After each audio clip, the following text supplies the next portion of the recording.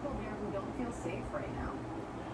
And that's one thing that students don't. I was texting with some of my students last night and even, into the wee hours of the morning. And some of them were saying, I don't feel safe or comfortable coming out of my dorm. And that's no way for them to learn. And so we've got to not just rally around those students, but also understand, and especially in the African American community, mental health is not something that we focus on a lot. It's being standard, but it's not something that has been focused. And so having the opportunity for us to speak and for us as professors and the learning community as a whole to be there, I think is important. I reached out after this happened to my colleagues in academia from the National Association of Black Psychologists on the local and national level. There, we got a feeling so cool to be able to express this.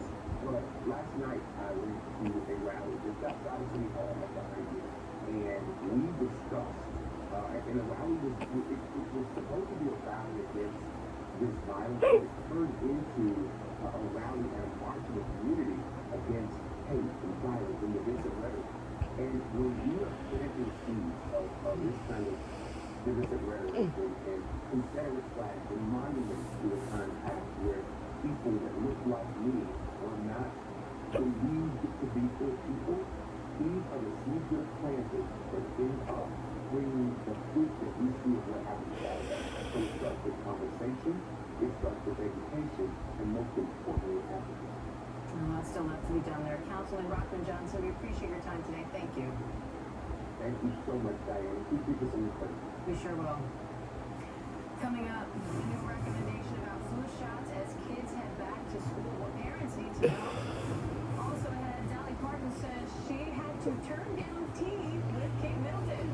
We're sipping that tea with Will Gantz.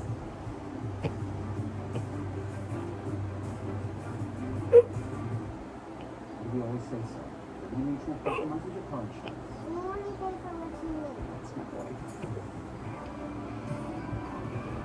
Clear up the freeways.